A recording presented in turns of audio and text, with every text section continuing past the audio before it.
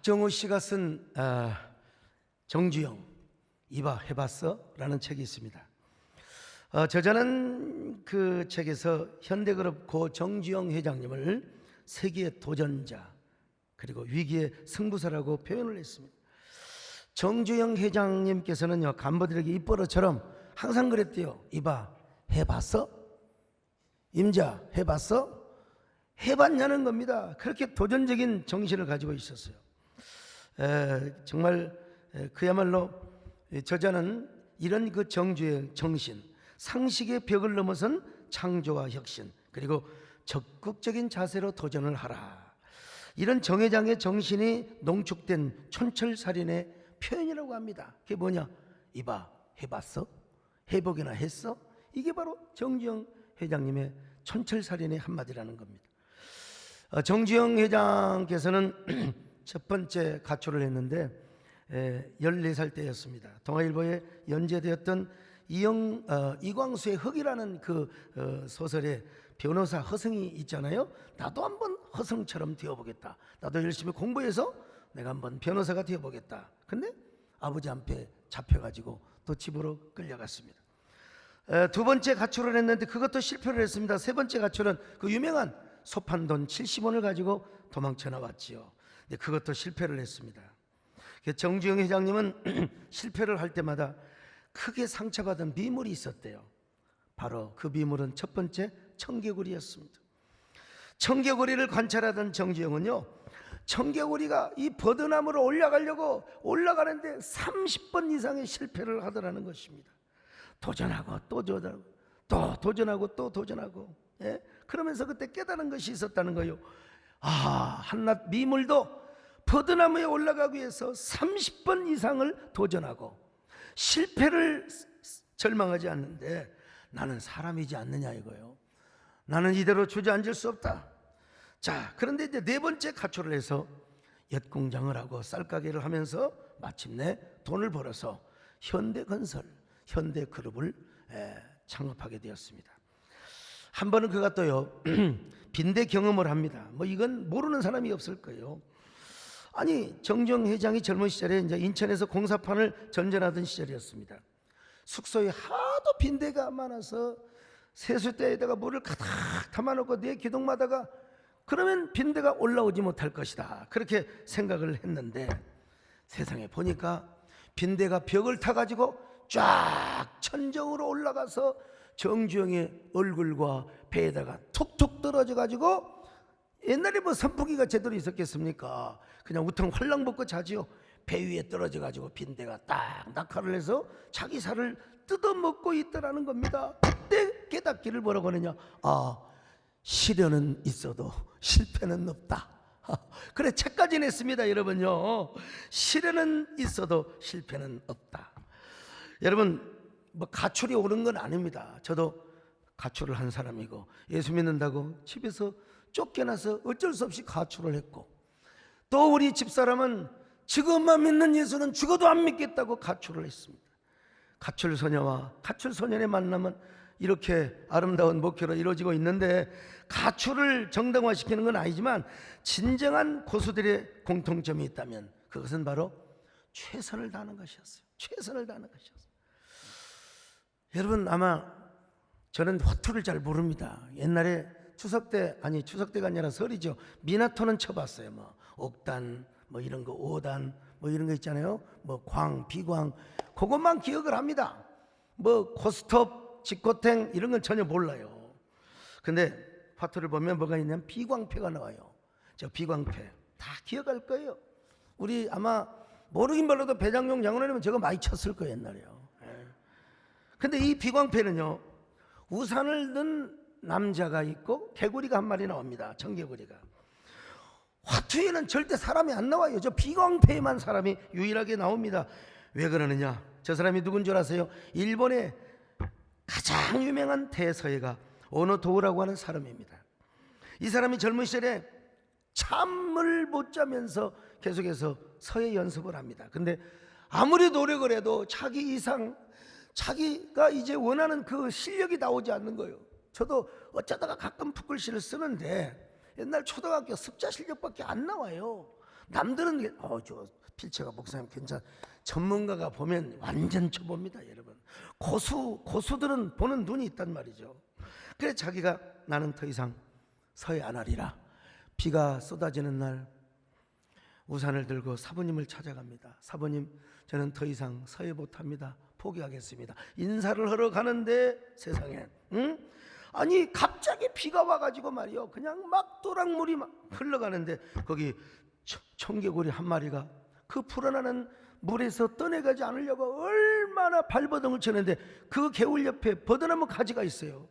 수십 번을 도전을 하다가 마침내 그 개구리가 버드나무 잎사귀에 올라와서 마침내 구조를 받은 그 모습을 보면서, 이야, 한낱 미물도 저렇게 살려고 애를 쓰는데, 아니 나는 미물만 또 못하단 말인가. 그리고 다시 그 어느 도원은요, 사부님을 찾아가지 않고 눈물을 머금고 집에 와서 연습을 하고 또 연습을 해서 일본의 가장 위대한 서예가가 되었어요. 그래서 저 영광스럽게 화투짝에 올라간 겁니다, 여러분. 오늘 우리도 여러분 인생을 살다 보면 정말 길이 막히고 답답할 때가 있습니다. 벼랑 끝에 설 때가 있습니다. 많은 사람들이 극단적인 두 가지 생각을 합니다.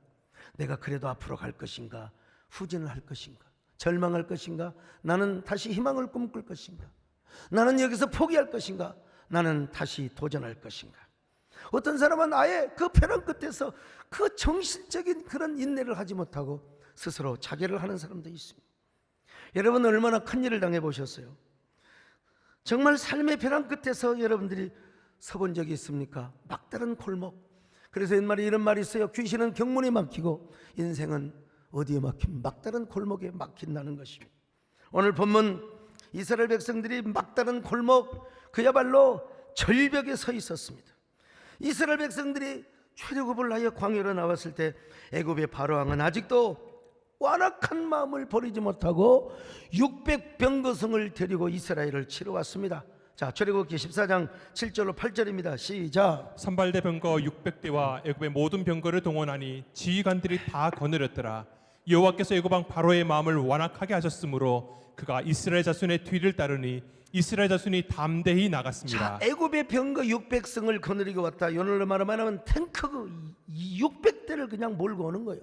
미사일을 실은 장갑차가 막 지금 600대가 오는 겁니다. 그러니까 이스라엘 백성들이 절망을 하지 않을 수가 없어요. 두려워하지 않을 수가 없어요. 오늘 성경은 이 상태를 이스라엘이 광야에 갇힌 바 되었다고. 자, 출애굽기 14장 3절입니다. 시작. 바로가 이스라엘 자손에 대하여 말하기를 그들이 그 땅에서 멀리 떠나 광야에 갇힌 바 되었다 하리라. 그들이 지금 벼랑 끝에 서 있단 말입니다. 여러분, 자기들이 홍해바다에 온 거 아니에요.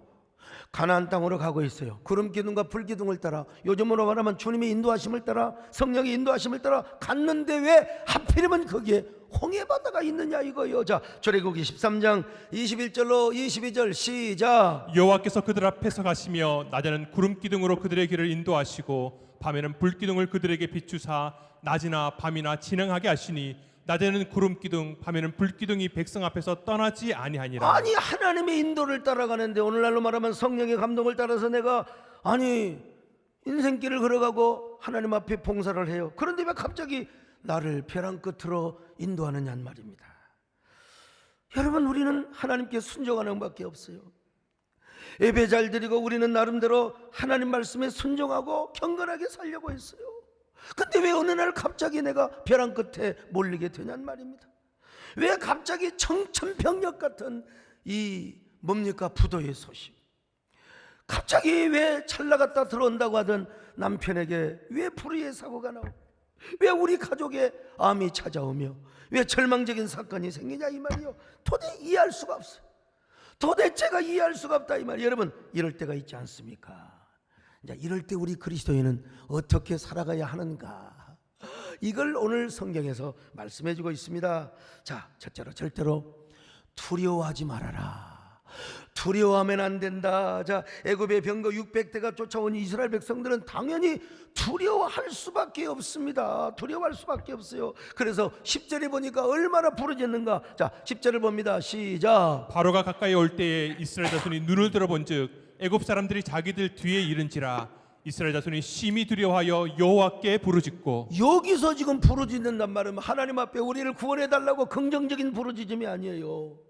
부정적인 부르짖음이요. 그리고 모세를 향하여 이렇게 원망합니다. 여보시오, 우리가 매장지가 없어서 우리가 여기서 죽어서 광야에다가 우리를 매장을 시키려고 그러는 것입니까? 우리가 안 간다고 했는데 왜 우리를 들고 오셔가지고 출애굽을 하게 하느냐 이 말이에요. 아이 참 기가 막힌, 우리가 여기서 잔인하게 죽는 것보다 애굽에서 편안하게 살다가 죽는 것이 더 낫지 말이에요. 자, 이게 11절로 12절까지입니다. 읽습니다. 시작. 그들이 또 모세에게 이르되 애굽에 매장지가 없어서 당신이 우리를 이끌어내어 이 광야에서 죽게 하느냐? 어찌하여 당신이 우리를 애굽에서 이끌어내어 우리에게 이같이 하느냐? 우리가 애굽에서 당신에게 이른 말이 이것이 아니냐? 이르기를 우리를 내버려 두라. 우리가 애굽 사람을 섬길 것이라 하지 아니하더냐? 애굽 사람을 섬기는 것이 광야에서 죽는 것보다 낫겠노라. 환장을 노리십니다. 모세가 총대 메고 모세가 십자가를 지고 너는 나를 따르라, 여러분 내가 여러분을 출애굽을 시켜드리겠습니다. 그런데 언제는 좋다 하고 홍해바다 앞에서 막 모세를 향하여, 이게 여론이라는 게 그렇습니다 여러분. 그럼 모세는 여론에 따라서 그럼 우리가 돌아갑시다 해야 될까요?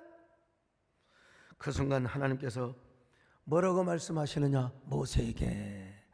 자, 13절을 한번 보시겠습니다. 시작. 모세가 백성에게 이르되 너희는 두려워하지 말고 가만히 서서 여호와께서 오늘 너희를 위하여 행하시는 구원을 보라. 너희가 오늘 본 애굽 사람을 영원히 다시 보지 아니하리라. 너희는 가만히 있어 여호와의 구원하심을 지켜보라 이 말입니다 여러분. 지금 이 시대는 포비아의 시대입니다. 코로나 포비아, 휴먼 포비아, 두려움이란 말이죠. 사람들이 다 두려움 속에 있어요. 두려움 속에. 악수하기도 오늘 또 저는 그냥 뭐 백신도 맞고 항상 예배 끝나고 제가 소독하거든요. 우리 정세균 총리님이 오셨는데 그냥 덥석 또 인사를 하고 악수를 해버렸어요. 아 그래 생각해보니까 아니다, 소독약을 또 뿌려드렸어요 제가. 여러분 이 두려움, 얼마나 우리 안에 이 두려움이 있는가.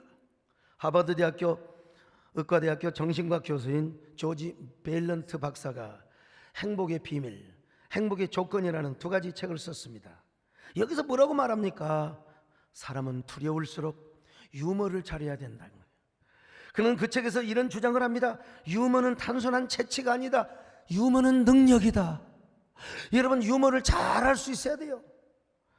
여러분 이 코로나 때문에 참 얼마나 이럴 때일수록 우리가, 그래서 여러분 트로트가 막 인기가 그러지 않습니까? 평소에 유머를 잘해야 되는데 이 하버드 대학교 나온 사람들을 수백 명을 조사를 해보니까 하버드라고 하는 스펙은요 그거 3년에서 5년밖에 못 써먹어요. 하버드 나온다고 별거 없어요. 인생에 어려움을 당하니까 다 포기하더라 이 말이에요. 요즘은 하버드 시대가 아닙니다. 광신 시대입니다 여러분. 제가 광주시학교 나왔거든요. 평소에 유머를 잘하는 사람도요 인생의 막다른 골목이 닥치니까 다 좌절하더라는 거예요. 하버드 스펙이 아무 소용없더라는 거예요. 그래서 그는 그의 책 결론을 이런 말합니다. 긴장하고 두려운 상황일수록 유머를 개발하라. 유머를 개발하라. 요즘요 펀해야 됩니다. 정말 지도자가 되려면 유머를 잘해야 됩니다. 우리 정세균 총리님도 유머를 잘하셔야 됩니다. 백군기 시장님도요 군기만 잡지 말고 유머를 잘하셔야 돼요. 유머를 잘하셔야 돼요. 요즘 코로나로 인해서 문화예술 종교가 가장 큰 타격을 받았습니다. 여놈의 반달리즘이 와가지고 그냥 모이면 안 되거든요. 모이면 안 돼요. 그러다 보니까 막 교회도 힘들고 막 지쳐요. 더더구나 여러분 우리 교회뿐만 아니라 막 절도 지칩니다. 다른 종교도 지쳐요. 이렇게 힘든 때에 어느 여자 집사님이 지갑을 하나 주었어요. 지갑을 4월 달에 지갑을 주었는데 거기 보니까 막 조폭 두목같이 생긴 사람이 머리를 빡빡 깎고 주민등록증을 봤더니 무슨 조폭이 이렇게 돈을 많이 가. 지갑을 보니까 막 1억짜리 수표가 막 20몇 장이 있는. 그 명함을 보니까 그 명함이 아이고 세상에 어느 절의 주지 스님이요. 그 바로 명함에 있는 핸드폰으로 전화를 드렸어요. 네. 그랬더니 당장 오셔가지고 종교가 뭐냐고 물어보더래요. 저는 교회 집사입니다. 거기서요 선뜻 1억짜리 수표를 하나 딱 주는 거예요. 이거 교회다가 감상금 하세요. 나 이런 스님 좀 만났으면 좋겠어요. 그리고 1억을 또 빼주면서 이건 당신 쓰세요. 얼마나 훌륭하신 스님이십니까? 근데 그 스님이 어디에 시무를 하고 계셨느냐? 만우절에 계셨어요. 만우절에. 만우절. 여러분, 그 여집사님이 감사한금을 했으면 좋았는데 감사한금을 안 했어요. 2억을 다 먹었어요. 그 양반이 누구냐? 어느 교회냐? 만우절 교회라는 겁니다, 여러분요. 여러분, 자, 저는 그 만우절이 되면요 여러 곳에 문자를 많이 드렸습니다. 한 번은 제가 필리핀에 갔을 때였습니다. 제가 그때 뭐라고 문자를 보낸 줄 아세요? 소강성 목사 필리핀에서 선교지에서 사역을 하다가 심장마비로 하늘나라로 갔습니다. 시신이 수습된 대로 연락을 드리겠습니다. 생전에 소 목사님과 친분이 있는 몇 분들에게만 이 문자를 드립니다. 소강성 목사의 처 배정숙 드림. 그리고 한참 밑에다가 뭐라고 한 줄 아세요? 만우절에 즐거운 만우절 되세요. 여러분 뭐 많이 들어서요. 이 문자를 제가요 진짜 교계 주요 인사들, 여야 정당의 대표, 전직 대통령에까지 제가 이 문자를 드렸습니다. 얼마나 싸가. 근데 그때 당시 황우여 대표님이 저한테 직접 전화가 와가지고 목사님 아무리 만우절이라도 이런 문자를 주시면 됩니까? 심장이 멎는 줄 알았습니다. 심장 멎으라고 제가 보낸 거죠. 교단의 총회장이신 정말 제가 존경하는 장종현 총회장님 계세요. 이분은 저에게 전화를 해가지고 막 육두문자에 가까운 욕을, 아이씨 내 소목사 죽은 줄 알았잖아. 아이씨 앞으로 이런 문자 보내지 말라고 말이죠. 아이고, 한 전직 대통령께서는요 저에게 전화를 하셨어요.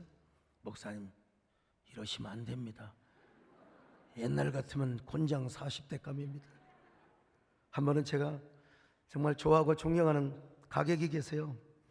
뭐 우리 남진 장로님 내가 더 좋아하고 하지만요, 근데 그분에게 작년에 이런 문자를 보내봤습니다. 선생님, 소강성 목사님의 사모되는 배정숙입니다.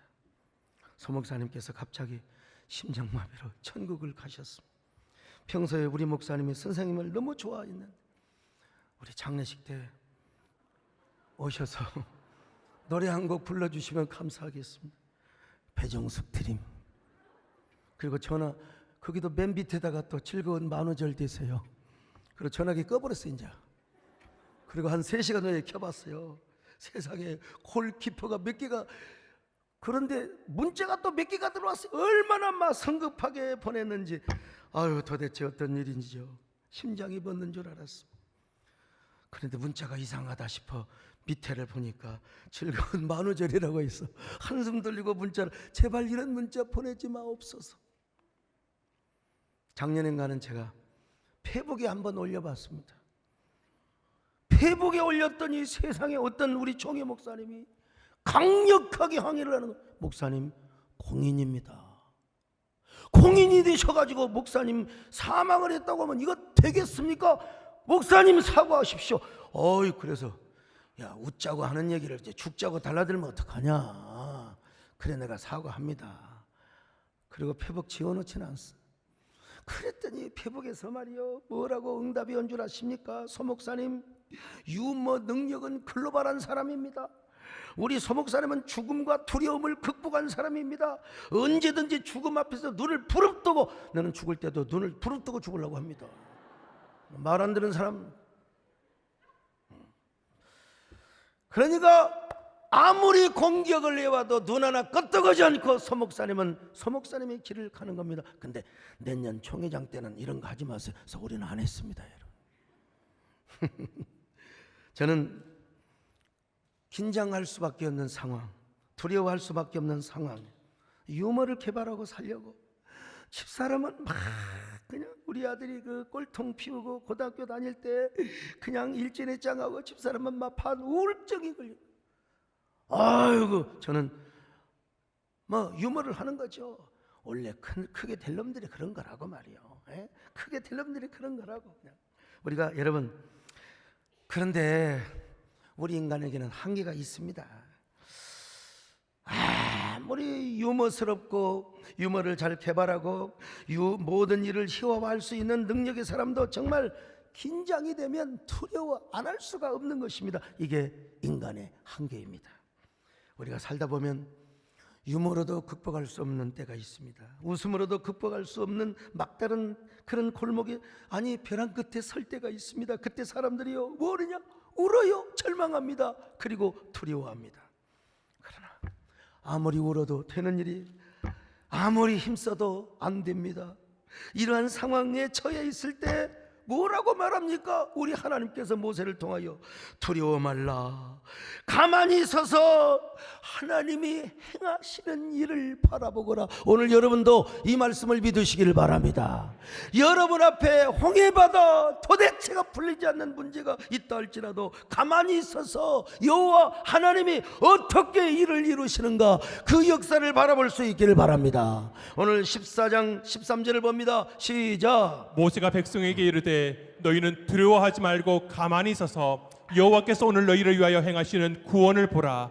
너희가 오늘 본 애굽 사람을 영원히 다시 보지 아니하리라. 얼마나 은혜스러운 말씀입니까? 두려워 말라, 오늘날 너희를 위하여 행하시는 하나님의 구원을 바라보라. 여러분도 이런 믿음을 가지시기를 축원합니다. 이런 믿음을 우리가 노래로 고백을 해보십시다. 아무것도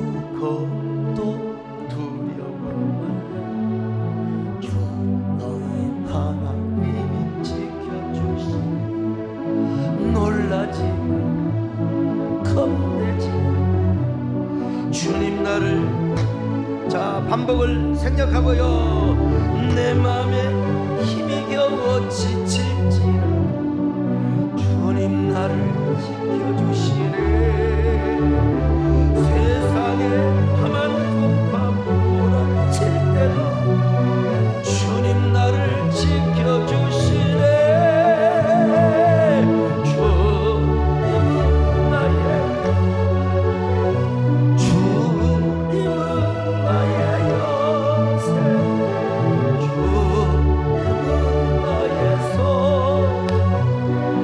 나의 힘이 대신 여호와. 우리 하나님은 그냥 덮어놓고 두려워하지 말라는 게 아니요, 하나님이 우리에게 길을 내신다는 겁니다. 하나님이 우리를 위하여 다시 싸워주신다는 것입니다. 그러니 너희를 치러온 애굽 군사들은 다시는 보지 못할 것이다. 자 13절로 14절입니다. 시작. 모세가 백성에게 이르되 너희는 두려워하지 말고 가만히 서서 여호와께서 오늘 너희를 위하여 행하시는 구원을 보라. 너희가 오늘 본 애굽 사람을 영원히 다시 보지 아니하리라. 여호와께서 너희를 위하여 싸우시리니 너희는 가만히 있을지니라. 여러분, 그래서 우리 남진 장로님이 부르는 노래가 있어요. 여러분요, 이거 약간 개사하면 뭐 찬송가나 다름없어요. 여러분, 너는 그냥 가만히 있어, 다 내가 싸워줄 텐께. 현실일까 꿈일까 이런 거 걱정하지 말라 이 말이요. 구원이 뭔지 난 정말 몰랐지.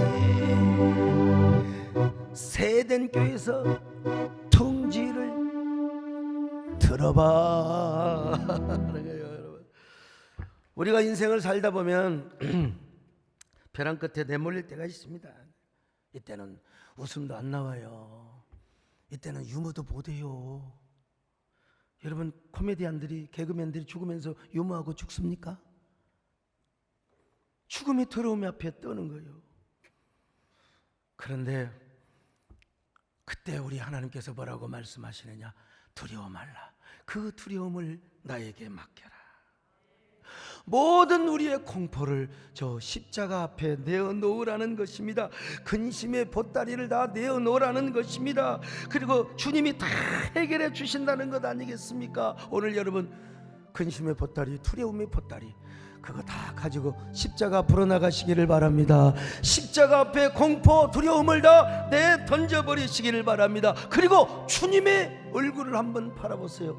가시멜류관 쓰신 주님을 바라보세요. 주님께서 응답하실 겁니다. 너의 고통 내가 담당해 주마. 너의 두려움을 내가 해결해 주마. 그러기 위해서 우리가 주님의 얼굴을 바라보아야 합니다. 할렐루야. 두려울 때 주님의 얼굴 보러 평화의 주님 바라보아 주의 이름 부르는 모든 자들 힘주시고 늘 지켜주시 눈을 들어 주를 보라 내 모든 염려 주께 맡겨라. 슬플 때에 주님의 얼굴 사랑의 주님 안식 문제가 해결이 되니까 안식을 줄 것 아니겠습니까? 두 번째는 뭐냐? 이제 그 후에 하나님이 여신 길을 걸어가는 거예요. 오늘 14장 21절로 22절을 보실까요? 시작. 모세가 바다 위로 손을 내밀매 여호와께서 큰 동풍이 밤새도록 바닷물을 물러가게 하시니 물이 갈라져 바다가 마른 땅이 된지라. 이스라엘 자손이 바다 가운데를 육지로 걸어가고 물은 그들의 좌우에 벽이 되니. 세상에 여러분, 바다가 육지가 된 겁니다. 어떻게 할 수 있었습니까? 하나님의 명령을 따라서 모세가 지팡이를 들고 홍해야 갈라져라. 홍해야 갈라져라. 난 이거 할 때마다 노래가 생각이 나요. 홍해야 홍해야 갈라져라 홍해야. 오늘 여러분 앞에 있는 홍해도 믿음으로 갈라지시기를 바랍니다. 이걸 잘 표현해주는 영화가 있어요. 쉽게 거기 보면은 율브린너 빡빡이 아주 율브린너 바로왕 역할을 했어요. 네. 찰턴 헤스턴이라고 있잖아요. 그분이 키만 저하고 차이가 나지 인물이 거의 저하고 비슷한 수준입니다. 모세 역할을 했어요. 그런데 그때 쫙 지팡이를 들고 모세가 두 손을 드니까 바다가 쫙 갈라지는 모습이 나오지 않습니까? 그리고 그 바닷길을 이스라엘 백성들이 막 걸어가는 것입니다. 그러면 여러분, 애굽의 군사들도 따라올 수 있잖아요. 막 동풍이 불어서 모래바람이 불어 이러니까 막 눈에 그냥 모래가 들어가고 어지러워가지고 도대체 그냥 이 해부어 헷갈리제이션 어지럽게 했다고 그래서 어지럽게 했어요. 그러니까 들어갈 수가 없어요. 자, 어디 봅시다. 출애굽기 14장 24절로 25절입니다. 시작. 새벽에 여호와께서 불과 구름 기둥 가운데에서 애굽 군대를 보시고 애굽 군대를 어지럽게 하시며 그들의 병과 바퀴를 벗겨서 달리기가 어렵게 하시니 애굽 사람들이 이르되 이스라엘 앞에서 우리가 도망하자. 여호와가 그들을 위하여 싸워 애굽 사람들을 치는도다. 자, 여러분, 하나님은 이렇게 이스라엘을 위하여 싸워 주셨습니다. 그리고 홍해바다를 건너갔습니다. 모세가 물어봐요. 여러분 다 건넜죠? 그랬더니 저 뒤에 꼬부랑 할머니 두세 명이 아니요. 염소 새끼 몇 마리를 몰고 오는 거요. 이거는 제가 그냥 성경에 나와 있지 않지만 합리적으로 한번 추측을 해보는 거예요. 자, 몇 명의 할머니가 다 건넜어요. 그러자 동풍이 그쳤습니다. 그때 애굽의 군사들이 600병거를 이끌고 홍해바다 그 육지가 된 도로를 막 그냥 다가닥 달려오는 겁니다. 이때 여러분, 모세가 지팡이를 들고 홍해야 이제는 원위치로 돌아와라. 혹시 눈을 감고 계신 분들 원위치로 눈을 뜨거라. 그랬더니 홍해바다가 쫙 갈라져 가지고 여러분, 그 애굽 군사들은 거기서 그냥 매장이 아니라 수장이 되어버리고 말았습니다. 하나님 말씀하셨잖아요. 너희가 다시는 이후로는 애굽의 군사들을 보지 못할 것이라. 하나님이 싸워주셨습니다. 우리 하나님은 전쟁의 하나님이십니다. 여러분, 어떤 전쟁이냐, 남북전쟁을 일으키는 그런 하나님이 아니라 악한 마귀와 싸워 그리고 의인을 위하여 싸워주시고 우리의 길을 평탄하게 인도하시는 분이라 이 말입니다. 여러분, 당신은 영광의 자, 당신은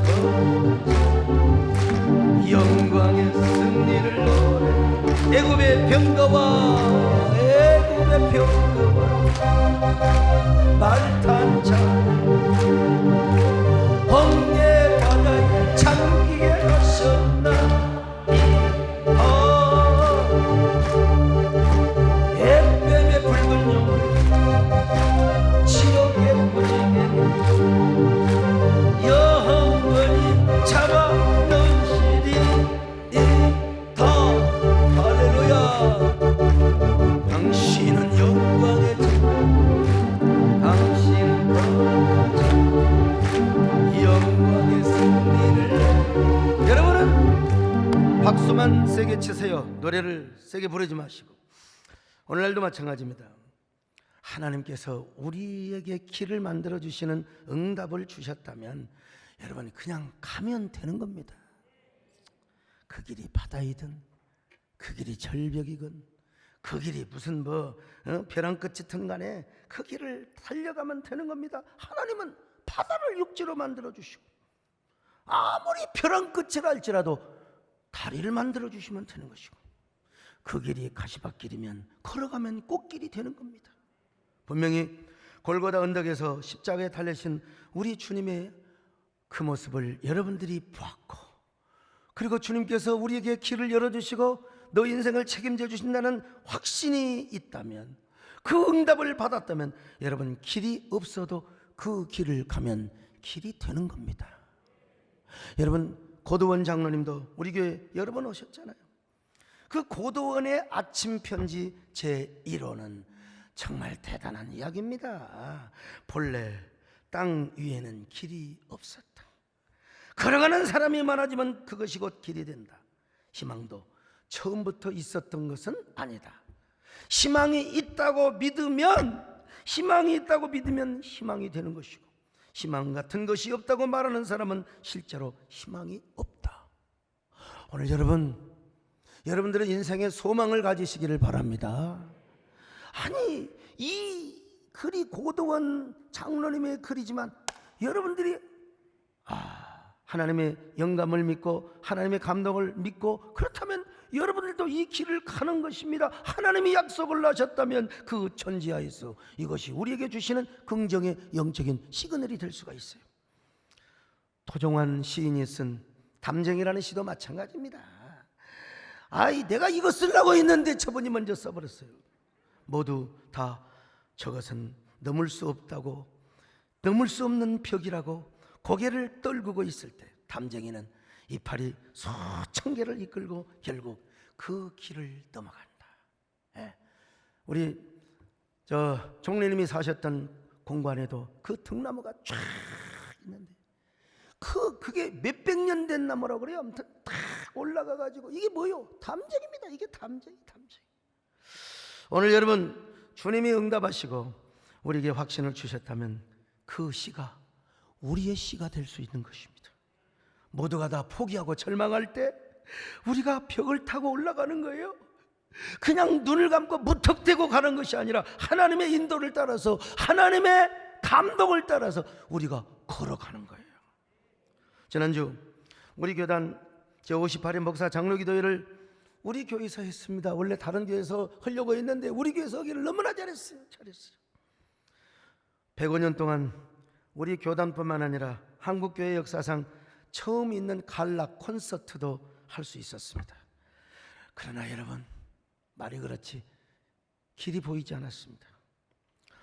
여러분 원래 한두 주 두세 주 연기하면 그때는 가능할 것이라고 제가 그런 확답을 구두로 받았는데 또 3주가 연기가 되면서 길이 보이지 않았습니다.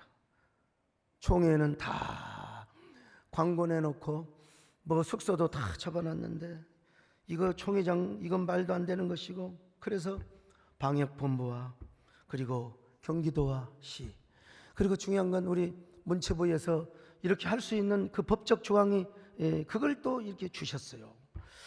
역시 안 되는 것 같을지라도 그런 법적 조문을 가지고 끝없이 대화하고 설득하면서 하나님이 인도하는 그 길을 따라가니까 길이 열린다는 사실을, 그리고 이번에 진단 키트까지 다 했어요. 방역본부에서 와서 혀를 내돌려요. 이렇게 교회가 철저하게 그 영상 아까 보여줬죠. 200명의 교인들이 방호복을 다 입고 전부 진단케 된 여러분 한 명이 나왔어요. 만약에 그거 안 오고 했다면 저는 진짜 세상 말로 개똥이 되었습니다. 그래서 역시 인간이 해야 될 일은 철저하게 해야 된다는 사실을 다시 깨달았어요. 오늘 예배에 우리 정세균 전 총리님께서 오셨는데도요, 우리 총리님께서 뭐 단때는 모르지만 그래도 제가 총회장이 되고 한교총 대표 회장으로서 총리님을 뵙고 또 우리 한국교회를 이렇게 도와달라, 예배를 회복시켜달라. 만약에 그때 우리 총리님도 자기 맘대로는 못해요. 이 강력한 공무원들이 자기 주장을 하게 되면, 그래 만약에 예배를 5%나 10%만 회복을 했다면 우리가 어떻게 모이겠습니까, 여러분? 그래도 20%, 20%, 또 지방에서는 30%. 근데 이거 올해 들이다 보니까 이제 이것도 안 될 것 같아요. 이제 조금 더 올려야 될 것 같아요. 아무튼 그래서 제가 솔선수범해서 백신을 맞았습니다. 저는 아스트라제네카를 제가 맞겠습니다. 맞고 내가 모범을 보이며 우리 예배 회복을 하도록 하자고 제가 했던 것입니다. 이런 이야기하면 또 비판하는 사람도 있는데요, 제가 총회장 하면서 우리 심평신 목사 놓아 계십니다마는 그러면서 여러분 교회 발이란 말이 거의 없어졌습니다. 이제 종교시설로 얼마나 감사한지 알 수 없어요. 집합금지 명령 받은 것도 제가 총리님께 삭삭 빌어가지고 아주 지혜롭게 법에도 거의 뭐 지장받지 않게 주일 예배 드리도록 이렇게 도와주셨어요. 참 얼마나 감사한지 알 수가 없습니다만은 하여튼 조금 더 계셔가지고 50%로 회복을 시키고 나오셨으면 더 좋았었겠는데, 우리 그래도 이렇게 예배 드릴 수 있어서 감사합니다. 여러분 정세균 총리님 박수 한번 해드립시다. 할렐루야. 여러분 어떤 뭡니까 영화배우가 이 공무원들 그 실무자들은 여러분 나이가 한두 살 어리다고 백신을 안 주는 거예요. 가서 아카데미 상을 받아야 되는데, 이거는 공무원들이 좀 유연성이 있어야 된다고 봅니다. 그래서 황희 장관님 그리고 정세균 총리님이 이건 해줘야 된다. 그래서 그분이 가서 뭐 했어요? 아카데미 상을 받았어요. 여러분 얼마나 국위선양 이렇게 참. 아무튼 이번에도 하나님을 바라보고 따라가니까 하나님이 길을 열어주시고요. 그래서 저는 한 주간 동안에 얼마나 긴장도 하고 소리도 많이 말을 하다 보니까 목도 갔지만 그래도 계속해서 이 노래가 나오고 주님께서 여기 운행하신다. 오늘도 주님이 여러분 가운데 운행하실 줄로 믿습니다. 주 여기 운행하시네 나 경배해 주 경배해 주 여기 역사하시네 나 경배해 주 경배해 우리 마음 만지시는 주 나 경배해 주 경배해. 여기까지만요. 오늘 주님께서 우리 가운데 운행하실 줄로 믿습니다. 한국교회 운행하실 줄로 믿습니다. 주님이 운행하시면 코로나도 왕관 아니라 뭘 해도 다 여러분 하나님이 다 종식시켜 주실 줄로 믿습니다. 그러나 그럴수록 우리가 더 방역에 앞장서고 노력해야 될 것은 노력을 해야 됩니다. 그럴 때 주님이 운행하셔서 예배도 회복이 되고 정상적인 사회로 돌아가게 될 줄로 믿습니다. 저는 여러분에게 적어도 이런 삶의 모범을 보여주며 산다고 믿습니다. 어떤 사람 보면요, 그 온실 속에서 자란 분이 계세요.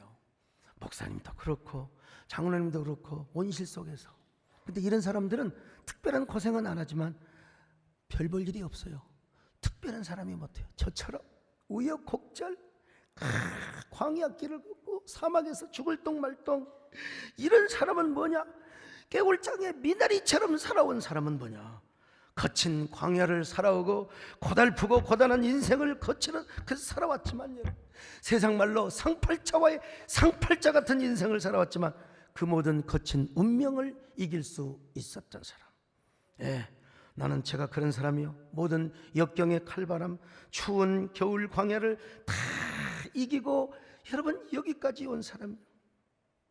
요즘 제가 연합기관을 하나로 만들려고 하면서 여기 주보의 공식적인 일정에 누구를 만난다고 근데 말할 이유가 없잖아요. 여러분 행사만 제가 공개를 하죠. 사람들이 저에게 이런 얘기를 합니다. 소 목사님 정말 대단하십니다. 여러분 자랑이라 듣지 마세요. 소 목사님이 부족한 게 뭐가 있습니까? 교회 크지요, 목회 잘하지요, 뭐 인물 좋지요. 이럴 때 비웃으면 안 된다니까. 교회 크지요. 그냥 1년 동안 적당하게 총회장하고 한교총 대표회장하고 그럼 끝나면 되는 거지 뭘 그렇게. 제가 진짜 아침 저녁으로 사람들 많이 만나서 설득하고 많이 공감대를 이루었어요. 그냥 됩니까? 약칠도 하고 기름칠도 하고 여러분 밥도 사주고 돈도 들어갈 거 아닙니까 여러분? 제가 저의 성을 쌓고 저의 교권이나 저의 영광을 생각한다면 전 진즉 포기했어요. 그런 걸 왜 합니까? 그러나 이 길이 주님이 주시는 공적 사명의 길이기 때문에 좌로나 우로나 치우치지 않고 제 길을 가는 것입니다. 벼랑 끝이 있어도 가는 거예요. 옛날에도 소개한 시가, 유명한 시가 있잖아요. 하나님이 절벽 가까이로 나를 부르셔서 다가갔습니다. 절벽 끝에 더 가까이 오라고 하셔서 더 가까이 갔습니다. 그랬더니 절벽에 겨우 발을 붙이고 서 있는 나를 하나님께서 절벽 아래로 밀어뜨려 버렸습니다. 물론 나는 그 절벽 아래로 떨어지고 말았습니다. 그런데 나는 그때까지는 내가 날 수 있다는 것을 몰랐습니다. 한마디로 하나님께서 날 수 있는 날개를 주셔서 저 절벽 위로 날아가게 하셨다는 것입니다.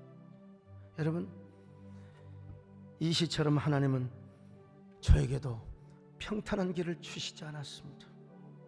신학교 간다고 집에서 쫓겨났어요. 온갖 고학을 다 하고 좋은 학교 나오지 못하고 얼마나 제가 아르바이트도 많이 하고 수박 장사, 오이 장사 안 해본 게 없어요. 진짜 철벽으로 저를 많이 밀어내셨어요. 그러나 지금은 압니다. 그게 바로 제가 날 수 있다는 사실을 깨닫게 하시는 하나님의 크신 뜻이라는 사실을 오늘 여러분도 절벽에 섰을 때 하나님께서 날개를 달아주십니다. 그래서 다시 여러분들이 일어설 수 있는 거예요. 어떤 벼랑 끝에 서보셨어요? 우리 하나님은 막다른 길로 몰아가신 후에 때로는 길을 내주시기도 하고 때로는 다리를 놔주시기도 하고 때로는 우리에게 날개를 달아주실 때도 있습니다. 여러분, 우리는 가만히 서서 어떻게 하나님이 길을 열어주시는가 그걸 볼 수 있어야 됩니다. 그리고 그 길을 따라서 걸어가면 되는 것입니다. 이해가 되지 않을 때가 있어요. 왜 내가 이렇게 하나님께 잘했는데 왜 이런 고난을 당하는가? 여러분, 하나님은 반드시 길을 열어주십니다. 바다가 있으면 바다에 길을 열어주시는, 여러분 날개를 달아주시는 주님, 그 길을 따라가면 되는 겁니다. 믿으시면 아멘을 하시기를 바랍니다. 주 여기 운행하신 나 경배해, 주 경배해. 주 여기 역사하신 나 경배해, 주 경배해. 우리 마음 만지신 나 가슴에 손을 얹습니다. 아멘. 주 경배해, 나 경배해, 주 경배해. 가슴에 손을 얹고, 주님, 오늘도 주님은 우리 가운데 운행하고 계실 줄로 믿습니다. 주님, 나 주님을 경배합니다. 오늘 우리 가운데 역사하시는 주님, 우리가 주님을 경배합니다. 주님, 내 앞에 이런 홍해가 있고 내 앞에 이런 절벽이 있고 내 앞에 이런 장벽이 있습니다. 주님, 길을 열어주시기를 바랍니다. 하나님 내 앞에 다리를 놔주시고 나에게 날개를 달아주시기를 바랍니다. 그리고서 백신을 통해서든지 어떤 역사를 통해서든지 코로나가 종식되게 하시고 반달리즘이 물러가게 하여 주시고 다시 현장 예배가 회복되게 하여 주시옵소서. 우리 함께 여러분의 개인적인 문제를 놓고 간절히 기도하는 시간을 갖습니다.